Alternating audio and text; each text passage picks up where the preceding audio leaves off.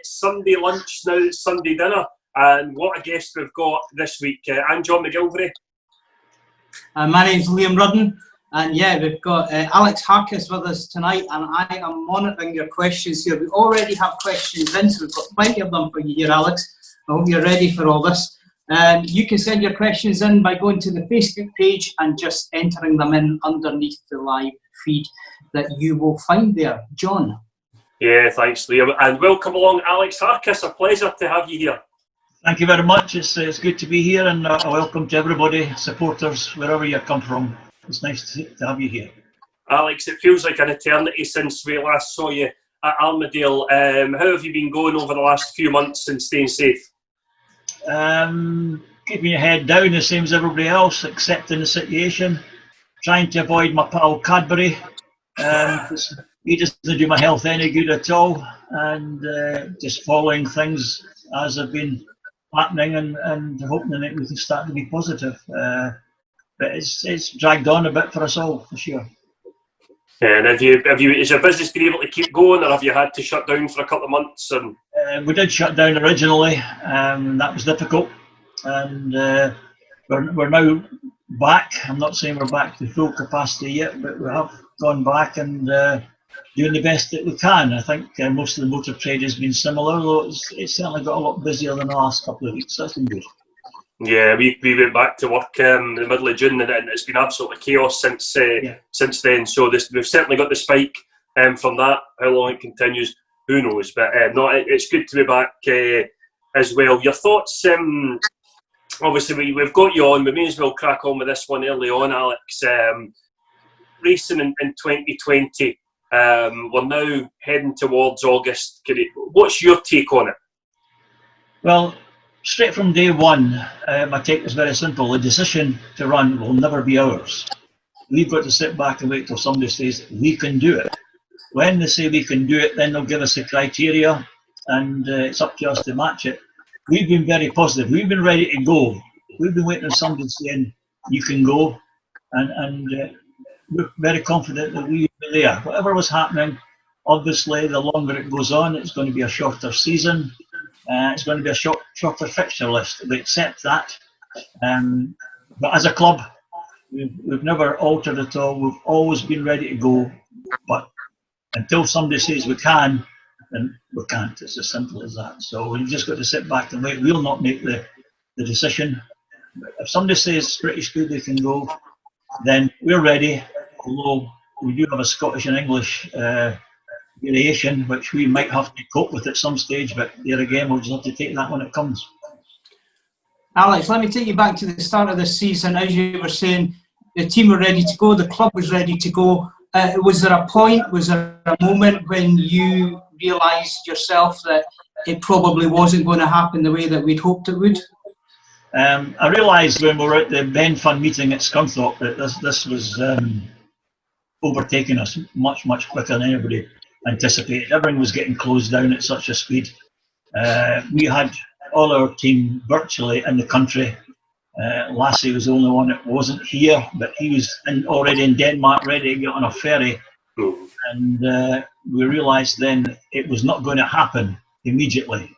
Didn't realise it was going to be this length of time, but we felt the way they were talking, at least it's going to be 2 or 3 weeks delay. So I was aware that Ben Fan meeting was probably going to be the last one for a wee while. And at that point, Alex, obviously you've got most of the team in the country. Talk us through the dynamic of what you had to do then, because obviously you don't have a lot of time. It was all happening very quickly. You're making decisions, on the spur of the moment, obviously, as things change. What was the dynamic behind whether the riders stayed in the country or whether they were allowed to go home? Or, how did you make those decisions? With the riders, Lassie coming from Norway, he got stuck in Denmark and was actually turned back. And when he got back into Norway, he was put in 2 weeks quarantine, despite the fact he'd only been as far as Denmark. So it became very clear that the decision there, the 3 Australians who were here, they were already asking the question, should we stay here or should we go home? It became very clear that we couldn't give them an answer because we didn't know. But as the rest of the world seemed to be closing down in stages, we always felt it was probably safer to be in your own home than sitting here in a country where you probably can't work and not necessarily in your own home. So we gave them the choice. In Sam's case, it was in conjunction with Wolverhampton because he's also a Wolverhampton rider. And they decided to go home, and we felt that was probably the most sensible thing to do. We always knew that at least we'd have a fortnight's notice before we start up again, so they've got a fortnight to be back. They accepted that, and they more or less made their way out as quick as they could after that. How difficult was it, Alex, to watch these guys head back home? And at that point, we're talking kind of the end of March here. Were you thinking it's probably only going to be a few weeks, maybe a month tops, and we'll get racing again in May? What were the discussions with the club at that point? Obviously yourself and John, to say, this is the kind of short-term plan, maybe. Well, we were never in a position to tell them 100% this is what you should do. It's what they felt themselves, because we didn't know. We had no idea. But there was part of us that's really always felt you're better home. You're better in your own home than being stuck in a country where you're obviously only in temporary accommodation. And if you're at your own home for long enough, you'll probably pick up your winter job that they would have, things like that. But modern air travel, it was never going to be that difficult to come back. We didn't realise at that time that all airlines were going to close down as well, virtually. So it was the right decision, although it was never clear-cut. But whenever they made up their mind, they would rather be home. And of course, in Sam's case, they had a young baby then as well. So really, they should be home, and we were quite happy for them to be home. Alex, it's one of the things that a lot of the guys have said, that Edinburgh is a family club and things like that. And hearing you say that, we'd rather they were at home, it sums up for me what the guys have been saying. We are a family club, and we appreciate that these guys are better off with their families at home. Do you know, and you don't need to name any names here, but were there any clubs or riders that you know of that clubs are maybe holding a gun to their head and saying, no, I don't want you going anywhere? Or was the consensus within British Speedway, let's get everyone home? I think most clubs gave the riders the option. There were some who decided not to go, and some have stayed here all the time. Some wished they could have went because they then realised as 1 and 2 months go past, then there's no income. And of course, if you're a Speedway rider from Australia, for instance, and you're on a visa, then you have no source of income because you cannot take any other employment other than Speedway. So these are the kind of riders that really shouldn't have been here. The ones that didn't need a visa, then they could always probably pick up some kind of work or something like that. But some riders didn't go home till probably into July, and then struggled to get home, and then had to go into quarantine and all these kind of things. They made the wrong decision, but I think every club left the rider to it. I don't think any club is dogmatic in what they do. Well, you said earlier, Alex, that obviously any decision will come, from government, from the rules that are put in place, and we have to wait to be told that we can race. But bearing all that in mind, and that the club's ready to go, David Cunningham has sent in some questions, and they're probably typical of the questions that the fans are thinking at the moment. So if I can just run through them quickly with you and get your thoughts on them. Okay.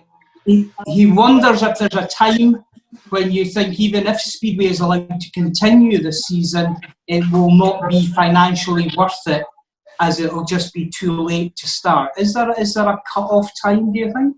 Well, we always made the cut-off time as August, really. We always hoped that we would start early August at the latest. Once it gets past that, it becomes more difficult. It's more difficult to fit in any kind of fixture list. But the main thing, of course, as well, is the conjunction with Eurosport and what Eurosport will accept, because at the end of the day, Eurosport want to be televising live Speedway from Britain. So it'll be in conjunction with them. So we've not got a defined date where we will not run. But if the question's financial, it's also very much to do with the fact we don't know how many people are going to come to watch us, but every match for us will have to be streamed live as a source of income as well. That's very important for us now as well. How far ahead then do you think? Sorry, Liam. How far ahead do you think then, as a club, we are with the live streaming? You know, when Liam and I, we're ready to go. Yeah, we are I mean, ready it's to like, go.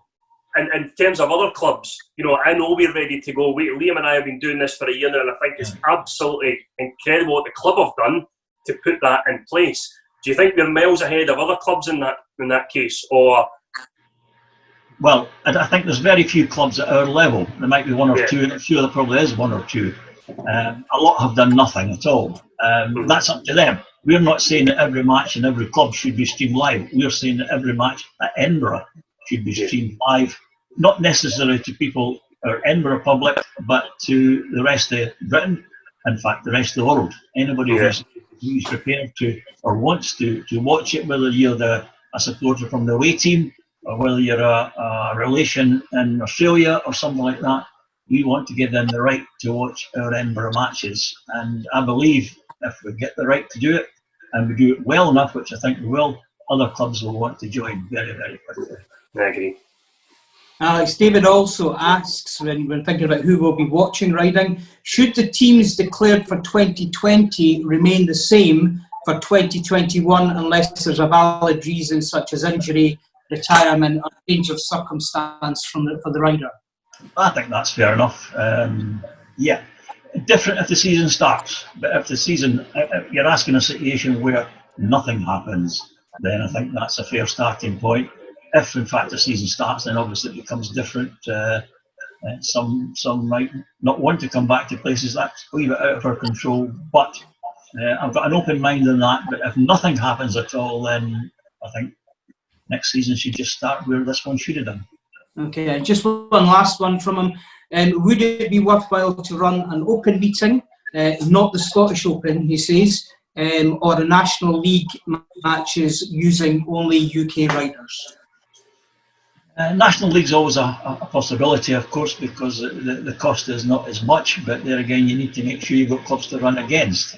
I can't quite understand is not the Scottish Open, because the Scottish Open in many ways is an obvious one, because you could just use riders who are based in Great Britain. You don't need anybody from abroad.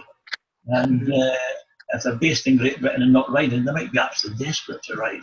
Bearing in mind the Scottish Open should have happened earlier on this season, and we had a very good sponsor for it. So I don't know why anybody would rule that one out. International ones are the ones you probably would have to rule out if riders are going to have to come from other countries, because you have no control over if that's available or not available, whether they want to. The only ones that are riding at the moment are in Poland, and they're not going to come to Edinburgh for an open meeting. So just to I want to kind of finish this off, Alex, because the interview's about you, and I feel we've got you. I feel we've got you a gun to your head telling us that we want to know these answers. So we want to kind of wrap this up and move on and talk about you and what you've done with the Speedway. So just to summarise, at this point in time, where do the club stand, and what should we expect, maybe anything, in the next 2 or 3 weeks in terms of an announcement? What to expect is quite simple. I don't know, because we need somebody to come to us and say, you can ride. Or British Speedway or Edinburgh Speedway, you now can ride. Then that becomes a different ball game. The decision is ours then, because when they do that, of course, they're going to come with certain criteria. So they're going to say, you can ride, but you must do. The you must do bit is ours, but I'm very confident that we will be able to do that. But the minute somebody comes and says, you can ride, then I think we're ready to go. And we've had the frame of mind that we've been ready to go all the time. Like everybody else, we never ever envisaged it dragging on really as long as what it has. And, you know, people make statements like, you're not going to get a crowd till October. That's disappointing. And you get other things where you read that stock car racing are racing next Saturday down south with a crowd. And you think, how's that happening? So a little bit conflicting stories. But the bottom line is, if somebody says that we can ride Speedway, then Edinburgh is prepared to ride. And I think that there is quite a few clubs, Speedway clubs in the British League that are the same as us. Good. I'm not saying everybody is, but there is quite a lot of that. Good. So, Alex, You right. Then, let's talk about you for a wee while. We move on from COVID and on to yourself. So we want to know a bit of a feeling for yourself and how it all started for you. I've known you now since I've been kind of working at Edinburgh Speedway for a long number of years now, and I've known you always as a part of Edinburgh Speedway. But how did it start for you? Where did going to the Speedway start, and how did you get involved in your first few meetings? It just started as a pure spectator. As a schoolboy in the early 60s at Meadowbank, with some lads at my class at the school. Will we go and try that? And of course I did stay down East Lothian, and of course the bus left outside the house and it stopped at Old Meadowbank, so it was easy to get to. And we gave it a try. We watched in the 60s then, the Dougie Templeton's and the Dick Campbell's area.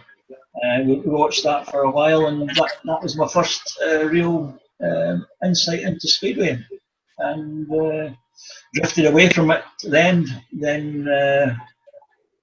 got married, never even thought about Speedway. We moved with my job down to Newcastle-under-Lyme, and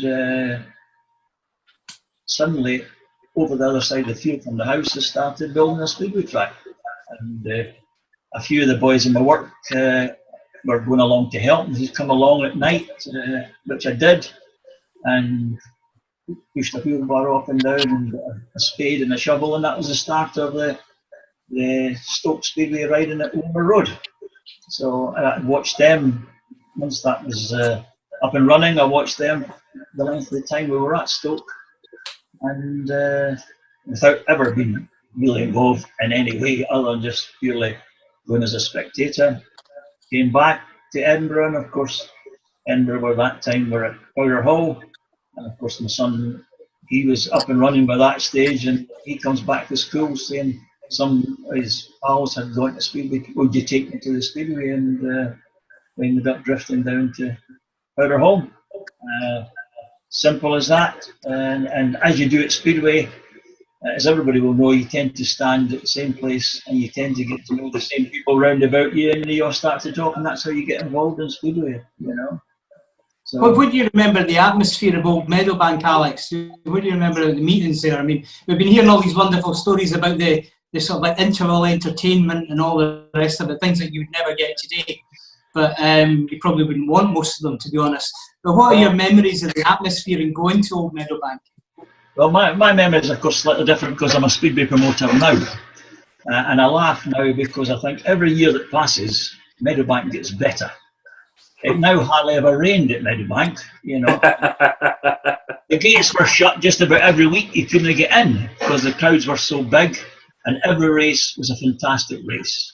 And of course that's me listening to people who are telling me what's wrong with Speedway today, because they're telling me how good it was then. But it was a bit special. Times have changed. You went to Old Meadowbank and you came out looking like, well, covered in shale. You wouldn't want to go anywhere. It was almost embarrassing to sit in a bus to go home, because that if you stood at the wrong place, you got covered. People wouldn't stand for that really nowadays, I don't think. But it was still very entertaining, and you get the bug, don't you? That's the trouble with Speedway. Once you start to enjoy it, you get the bug. And it certainly Meadowbank gave a lot of people the bug. The amount of times I hear the story, and I'm sure everyone does, I've not been to Speedway, but I used to go at Meadowbank, you know, and you get that all the time. And was the smell the same then, Alec? Was the smell still the same? Because that's the other thing everybody remembers. I do remember the smell. The Castrol was always there as you went in the place, without a doubt. The first couple of seasons, I think I just stood in the terracing, but then I got really posh and I used to go to the enclosure, so I was near the starting line. So you didn't actually see in the pits so much, because I always tried to get close to the starting line. But of course then you could just lean over the fence and touch the riders on the starting line, so it was a wee bit different as well. On that, Alex, one of the questions from David was saying, of the three venues, so Old Meadowbank, Powder Hall and Armadale, what has been the main difference between the three, and what one's your favourite? Well, Old Meadowbank, of course, I was just a supporter, and I just went with whatever was happening and enjoyed every minute of it. Powder Hall, of course, started as a supporter, became a team manager, became a promoter, that became very different. But Powder Hall was an excellent stadium, really. It was quite plush, it was comfortable. The wives would go and sit in the bar without ever watching the Speedway because it was comfortable, and that created its own atmosphere. And it was I'm a great believer in small tracks, to tell you the truth. So Powder Hall was my kind of track. People, sharp bends, people make mistakes, and racing I always think is better. So Powder Hall had a great feeling, and it was a super duper stadium, and we would love to stay there. Armadale, of course, is the current history, and really, it's all happened at Armadale. The success of our club has been at Armadale.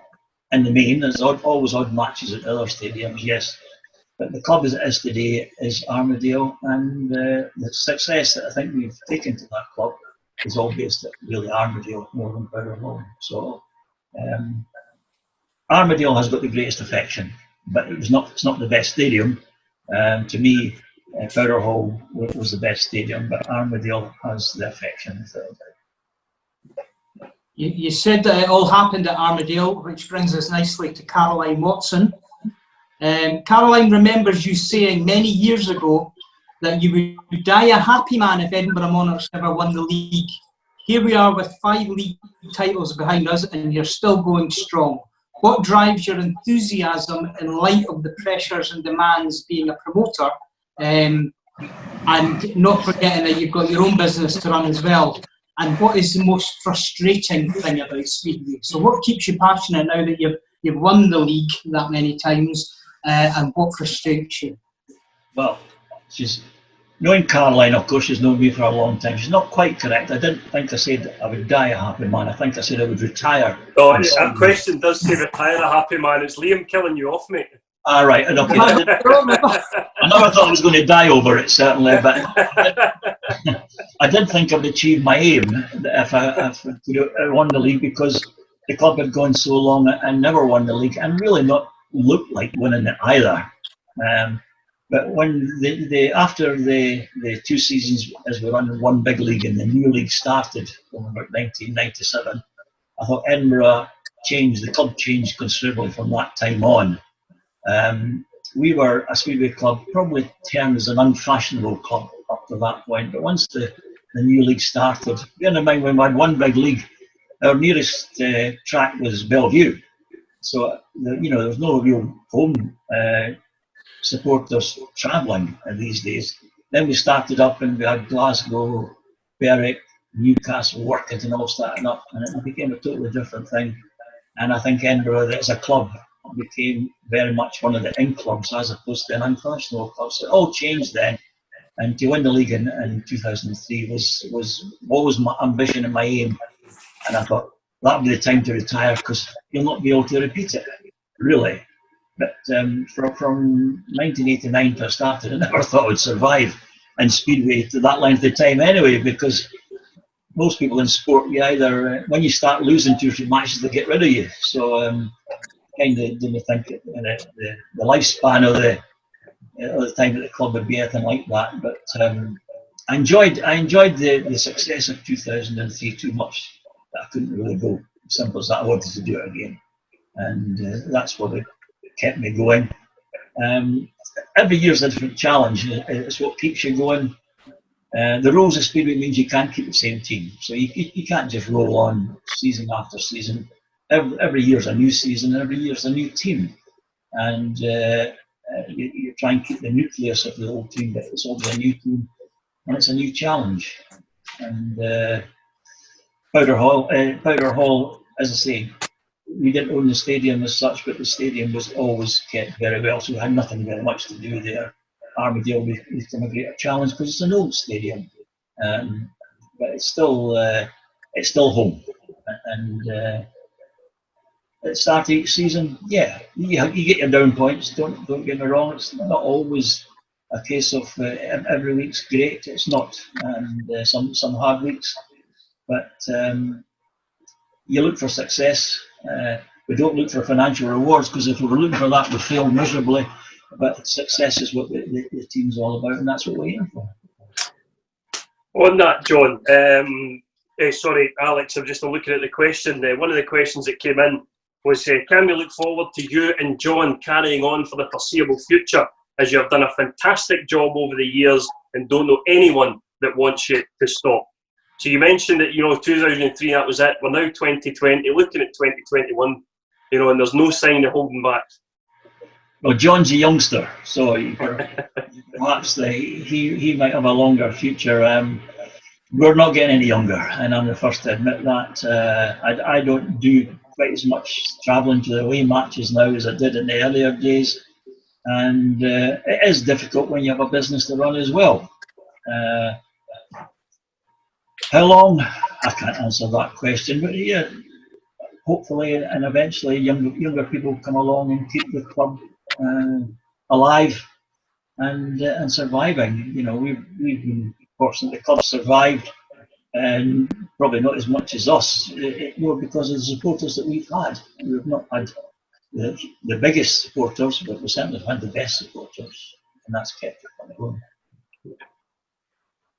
Shona Swanson asks, well, first of all, she wants to know what your greatest moment in Speedway is, and she wants to tell you that you're looking well. Well, thanks very much. I do appreciate that.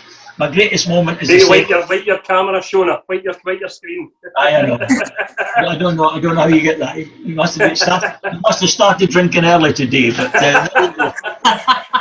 I know Shona well enough, so take that how it's meant. The greatest moment of mine, of course, is the same as so many Edinburgh supporters. It was a certain, probably standing beside you, John. Yeah, it was, yeah. And you know exactly what I'm going to say. It was 2014 Heat 15.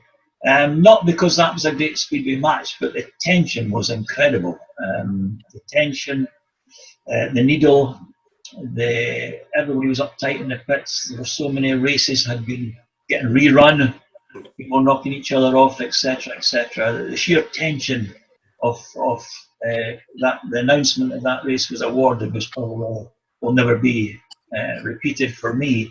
Although winning the league again, I certainly hope it is. And we went on to win the next league a year. But the actual moment and the tension of that night was a one-off for sure.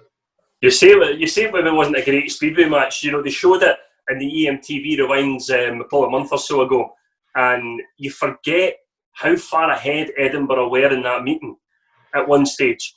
Because I remember watching it going, how on earth do we throw this away again? Well, not but make it that, and then the next few heats, there's the double points and all that come in, and it leads us to that moment. And when you watch the rerun, and I must have watched that final bit, I don't know how many times, and you see Cook and Masters heading to the line, and there's you, arms in the air, fireworks going off, and the sense of relief and sheer joy was incredible.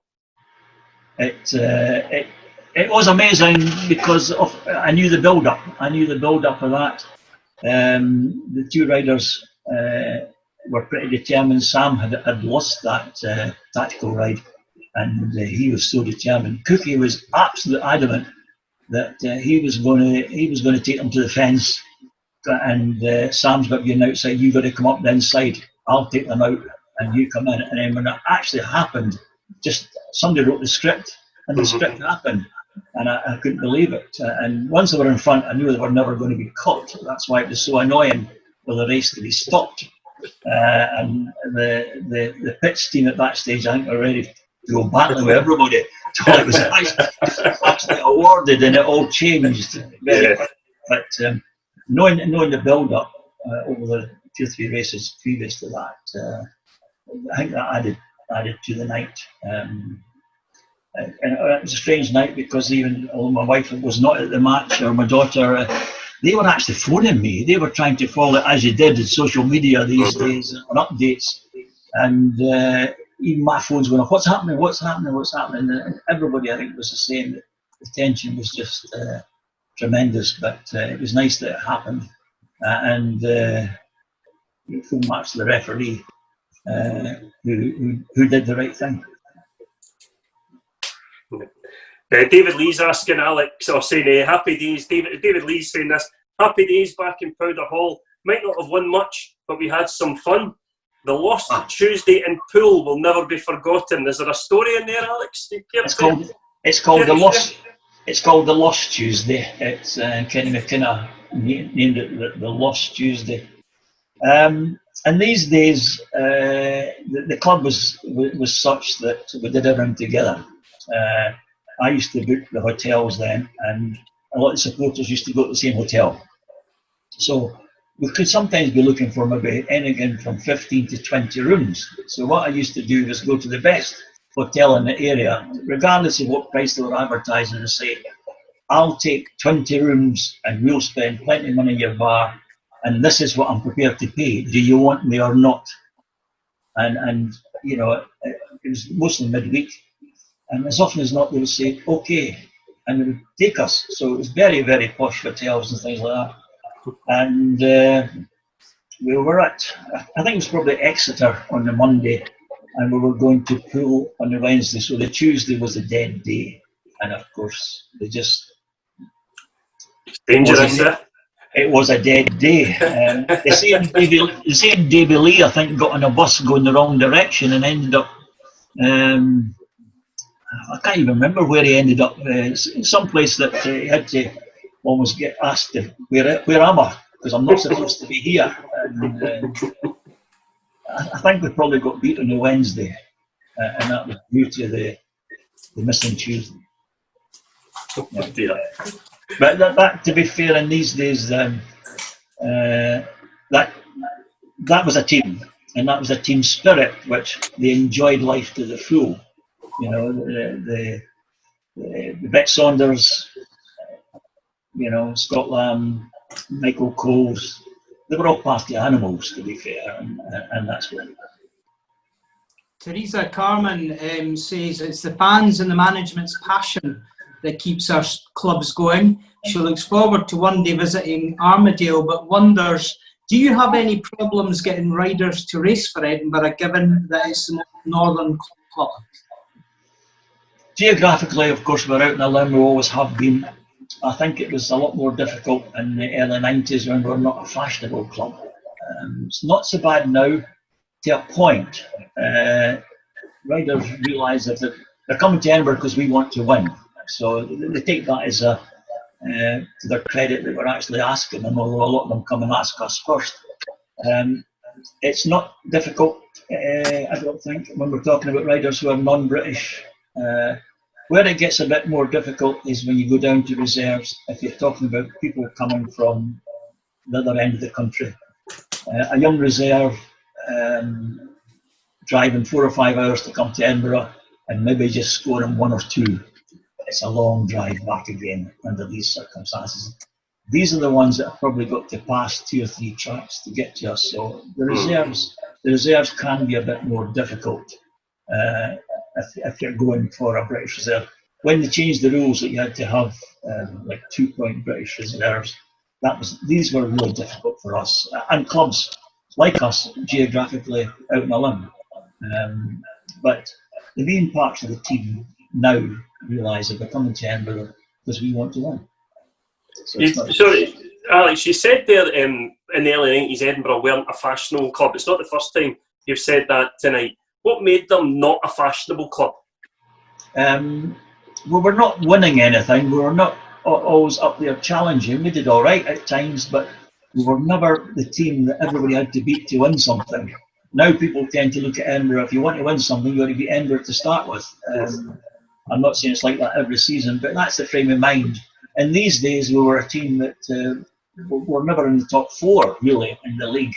So therefore we still took a fair amount of supporters, but it was not the match that every home supporter wanted to go and see because it's Edinburgh's coming. Whereas now, I think an awful lot more people will go when Edinburgh comes than what they did then. Just things change. On your just to follow up on an earlier conversation, Caroline Watson says she's proud to have been part of the Lost Tuesday and that David Lee ended up on Bournemouth Beach with fish and chips. Well, I knew he ended up somewhere, but I don't think he knew where he was. In fact, I don't think he knew where he was for about 24 hours anyway. But yeah, she was part of that, and all the supporters are all very actually happy to be part of that. It was just a big laugh. I think we more or less had to tell to ourselves. It was a posh hotel with swimming pools and things like that. But everybody still speaks very fondly of it. I don't know why, because they can hardly remember anything about it. Yeah. Alex, you were saying there about the difficulties of maybe finding the reserve riders to travel up and down the country to ride for us. David Cunningham asks, well, first of all, he points out that you always pick a team that should do well. And what is it you look for in the experienced riders that you sign, and what is it that you look for in the younger riders that are trying to break into the sport? What is it that attracts you to them when you see them and think they'll work for us? Well, it's a big wide spectrum that question covers, really. And when we're going for riders at the top end, they've already established an average. The chances of them increasing that average are slim. Some of them might increase them a bit. We don't want a rider whose average is going to go down. And if they're an experienced rider, we already know what they're capable of doing at Armadale, and that's very important for us, because at the end of the day, you have to win your home matches. So the top end tends to be on what they're capable of. A lot of our top end always try and make them or get riders for our own assets. It's not so good when they belong to somebody else, because if you make them really successful, the chances are that club will want them back, or some riders may not want to come back. But if they're our asset, then to be fair, it's easier for us as well. So a lot of our number ones, the Craig Cooks, the Freddie Shots eventually, although he was also a Bellevue asset. Sam Masters now, they're always our assets, and it's easier to deal with. But other riders, they have to be able to.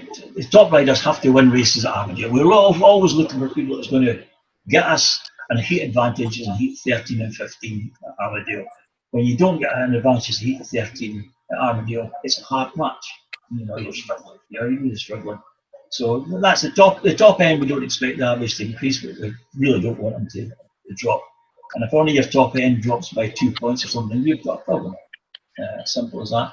Youngsters is a totally different thing. We've always tried to be very loyal to youngsters and give them every opportunity. You keep them for 2-3 weeks. You see something, or it's come recommended from you. George Taylor, first in Australia, is remarkable at finding young Australians. And when you go through them, the Rory's line, when I heard Rory the other week, more or less saying he'd signed for Edinburgh before he was really a Speedway rider. But George Taylor was so sure that he was going to be an out-and-out Speedway rider, and he was correct. So the youngsters at that stage, you try and give them every opportunity. And sometimes you bring them to carry them for a year with the view to being a success the next again year. Calicatiusto was the classic example. We brought him in midway through the season, and he went from there to the end of the season, only scoring sometimes 1, sometimes 2. But then it became very, very important, because you can see him starting to get better, that he didn't do enough matches to be above 3, because we wanted him back next year at 3. So that was the plan. And when he came back next year at 3, he turned us into a league winning team, because he became a heat leader. So youngsters, it's all down to potential. If they've come from abroad, there's always a risk, because you never know they're going to settle. They're away from home sometimes the first time.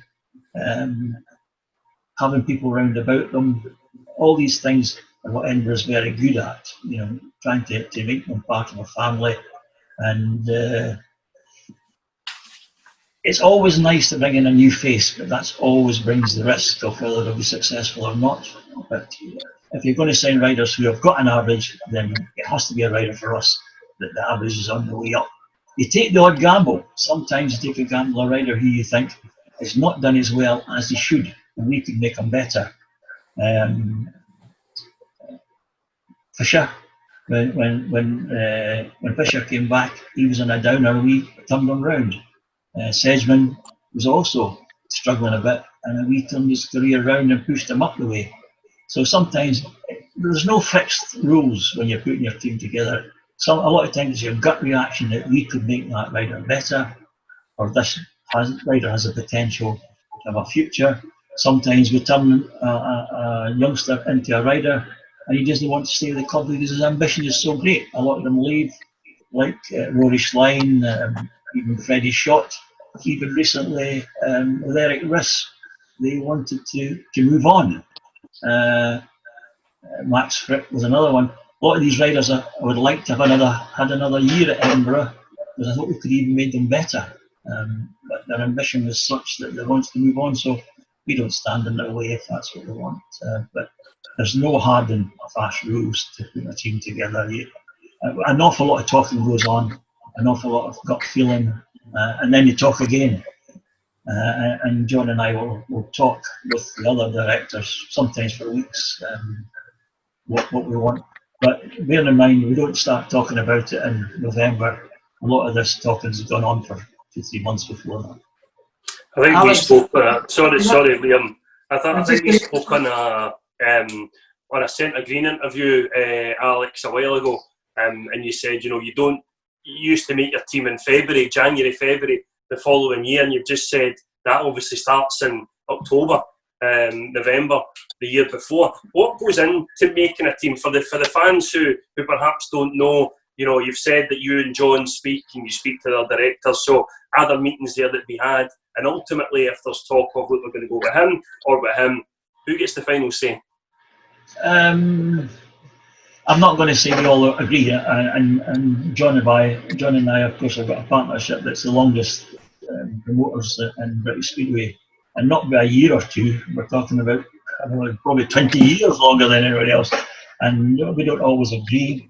We always come to an agreement. It's as simple as that. It depends how early we start. Whenever we feel that if we ever have a season where the team we feel is not going to reach the playoffs, the minute we think we're not going to reach the playoffs, we're already thinking of next year's team. It's as simple as that. As long as that the current ones has the possibility of being successful, then we're very much still on that current team. We don't give up on them or anything like that at all. It just depends. Sometimes you talk to a rider who, for whatever reason, doesn't want to come, so you kind of make an agreement, come back next year, and maybe he's going to college and he's not able to come for whatever reason. And we just sow the seeds. A lot of times a rider will come and you see him doing something that I don't think, if he was here every week, he'd be very, very good. So sometimes you sow the seeds in his head, and I'll just say to him when he's riding for another club, just think how good you would be if you were here every week, and just leave it at that. Just sow seeds sometimes and walk away, and who knows? You get a rapport with that rider, because when you see him at an away match, you'll mention again and they come back to you. Sometimes we've got quite a few riders who make contacts, says, have you got a space for me? I'd like to be there. It happens that way as well. But there's no fixed rules. Alex, you've talked about taking risks sometimes.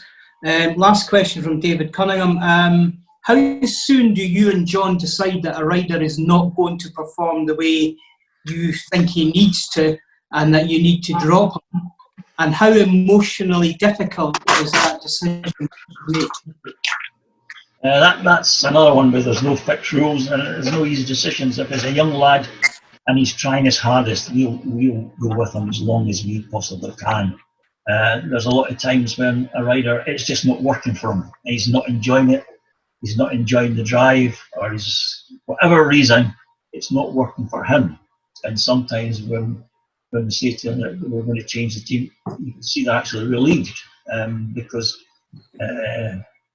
they're happy with that. It varies. Sometimes we're forced into changes because of an injury, and sometimes we're forced into changes, which I think the question relates to, because the team's not performing. And then we have to look about how we can make it better. It's never a decision that comes lightly. Yes, sometimes you get riders you like.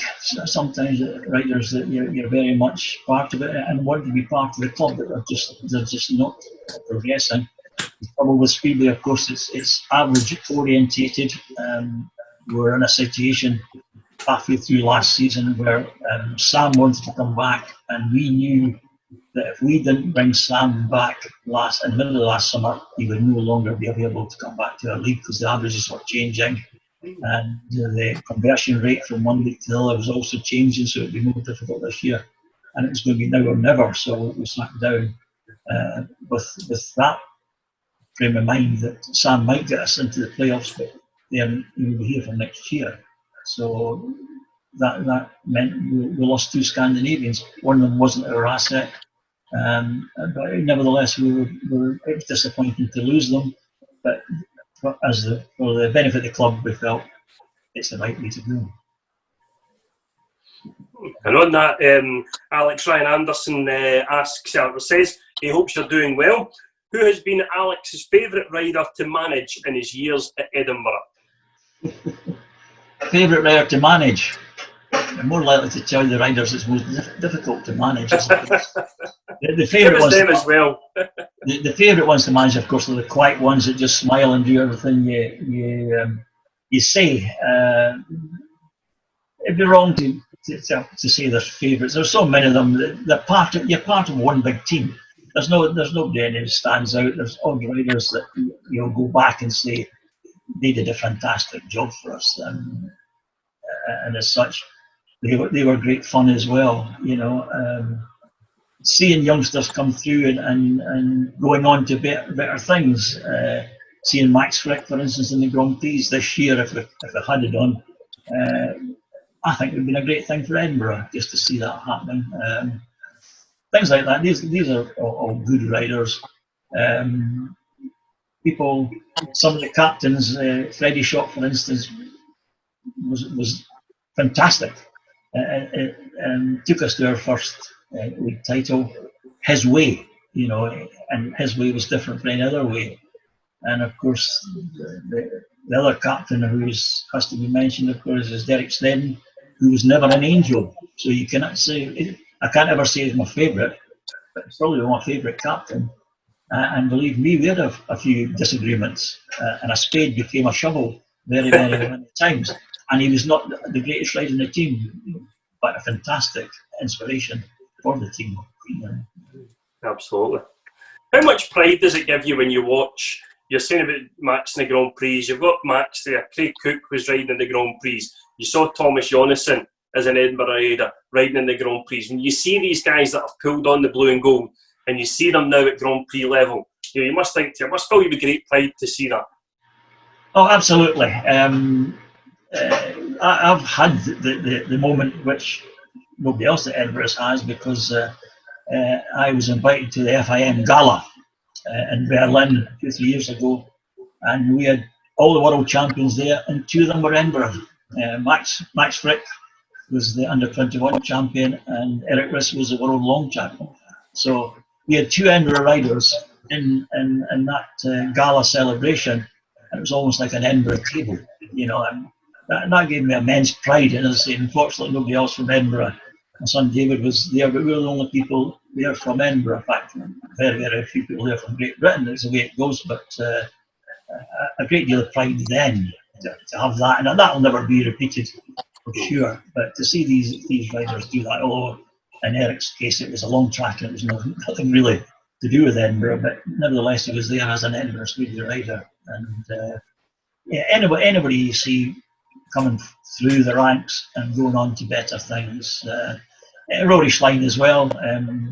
Rory went on to do very well, and perhaps could have even done better. I don't know. He was unfortunate with injuries, but yes, they all give you pride to see him moving on. Yeah. And on that as well, you mentioned the gala dinner. This was a kind of next part of your thing I wanted to talk about, was them becoming chairman of the BSPA. You're now president of it as well. What then does that? What role is that then? How do you describe what your kind of duties then are in there? Because we see you swanning off to Berlin and Monaco and living the high life and all that, but there's obviously the other side of it that we don't see. So what's the roles involved in that?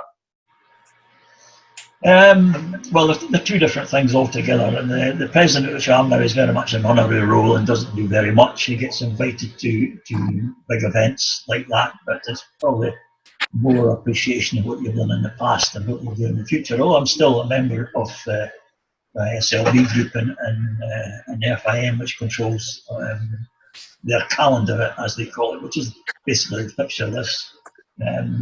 The chairman of the BSPs was a different thing altogether. I don't think anybody really sets out they were wanting to be chairman.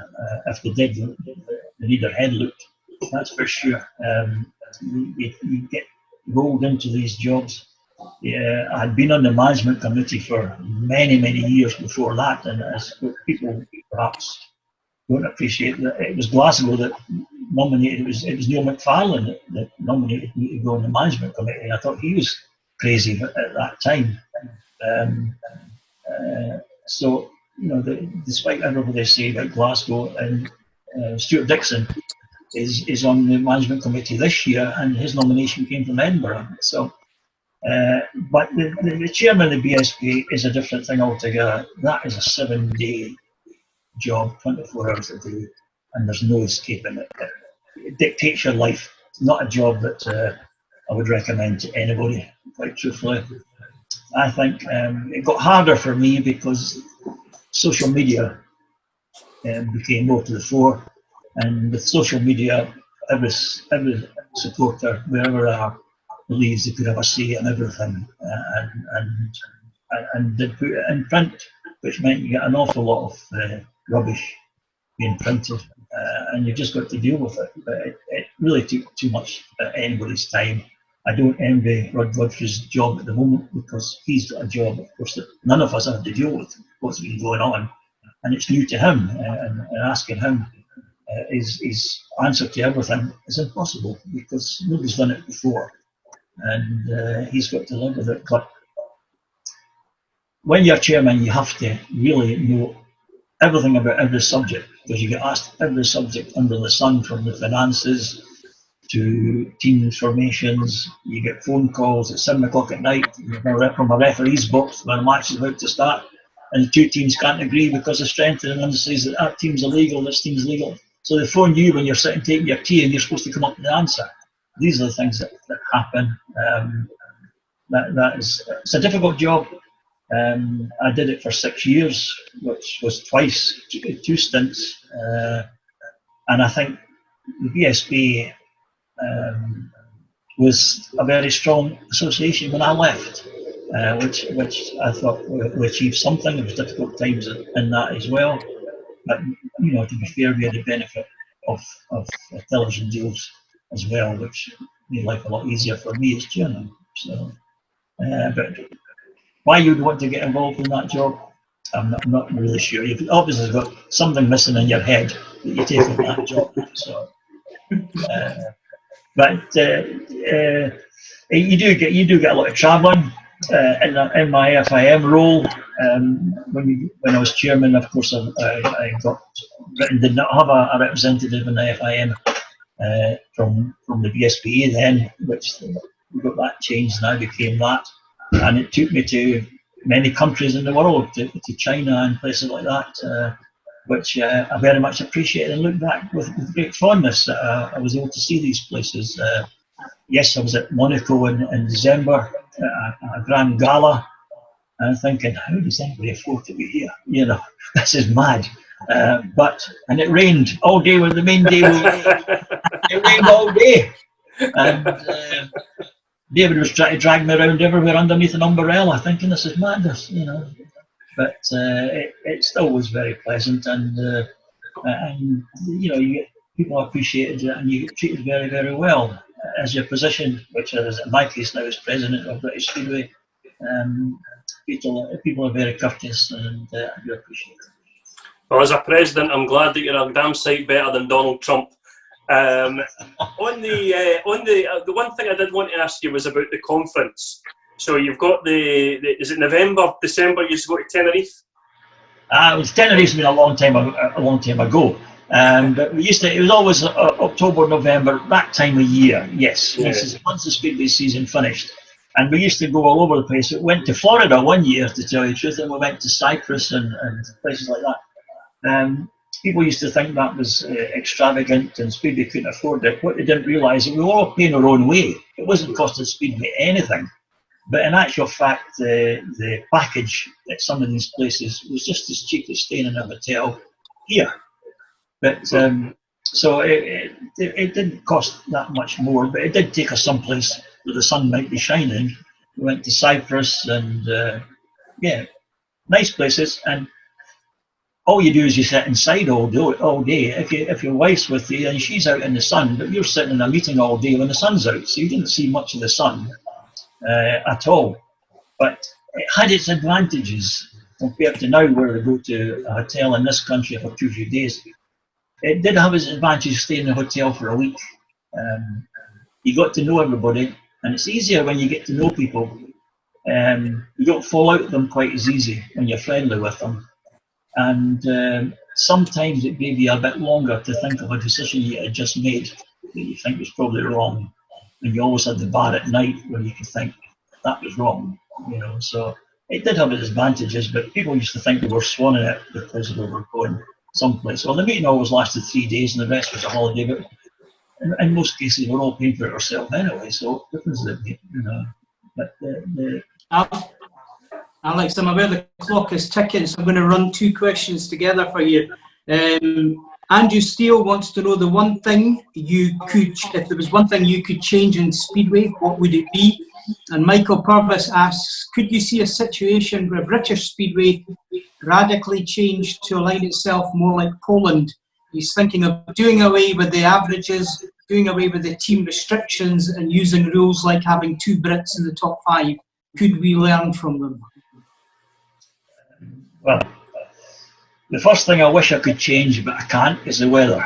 Because the biggest downfall in British Speedway is the fact that it rains, and that tends to decimate your financial situation in your club. And I'd love to be in a position that Poland, putting 2 questions together, what Poland have, which we don't have, is the backing of their local communities up and down the whole country. Nearly all the stadiums are owned by the local community, and the Speedway Club has unlimited use for peanuts. What a difference that would make. You can imagine. And they're beautiful stadiums, make no mistake about it. They're absolutely superb stadiums, which we've got very few of. And in most cases, they are financed with the local authority. It's recognised as their number 2 sport behind football, and they get that kind of backing.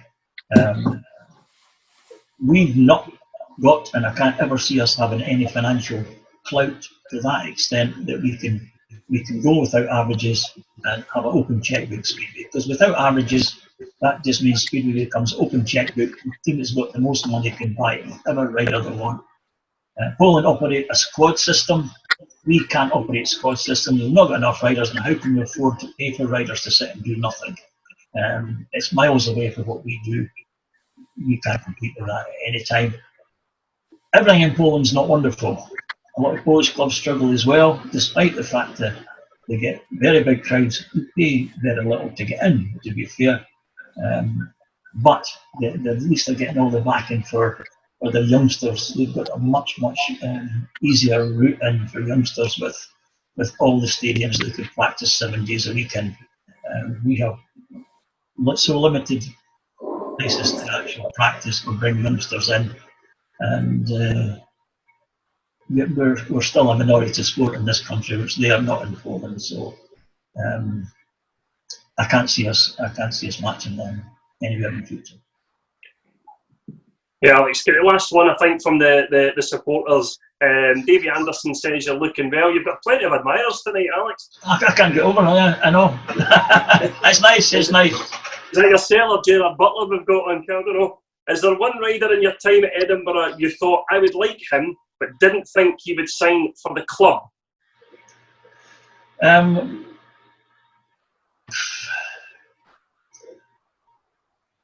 I'll rephrase that slightly different. There was a rider that I phoned John Perrin at Bellevue to ask about a rider.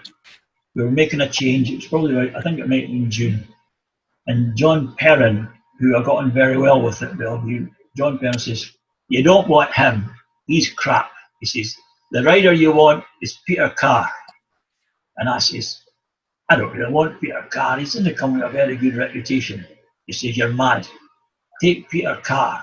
I said, "Nah, I don't think so. I don't think so."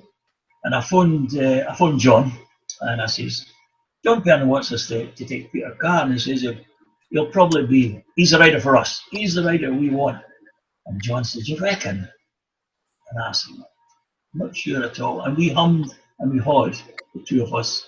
And I was sitting in, my wife was shopping, I'm sitting in the car park out at the retail centres out at West Calder, beside the Shield Bings there.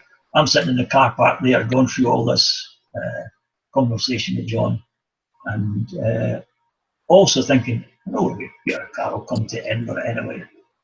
But however, we decided to give it a go, and he was no trouble at all. He was an absolute gentleman, easy to deal with, and he was probably the rider that gave me the most satisfaction. He came to Edinburgh, his first two races, he fell off in both of them, but he was leading in both of them. But what a rider he was after that. So that was slightly changing the question a bit, but it was a rider that was put on us and I actually didn't want to take. And I do believe he was one of Edinburgh's greatest ever riders. Just think how upset Stevie Gilroy would be if he knew that was never going to happen. Yeah.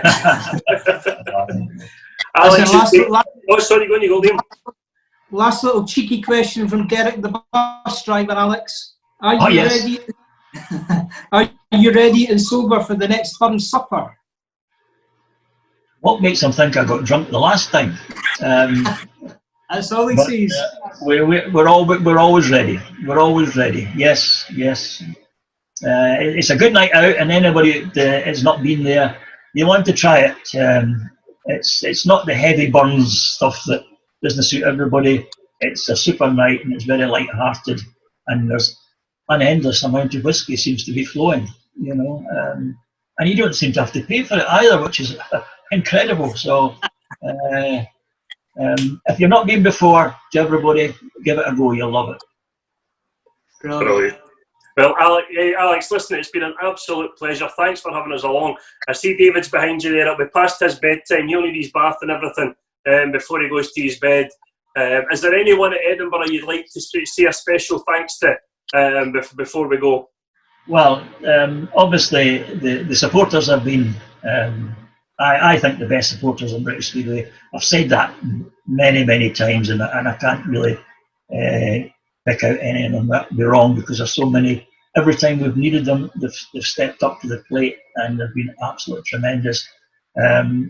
You talk about David being in the background. Of course, if it wasn't for David being here, you wouldn't see me, because I would never technically get myself onto this thing, onto this screen. But so he gets the job of just shuffling me around and make sure I'm in the right place at the right time.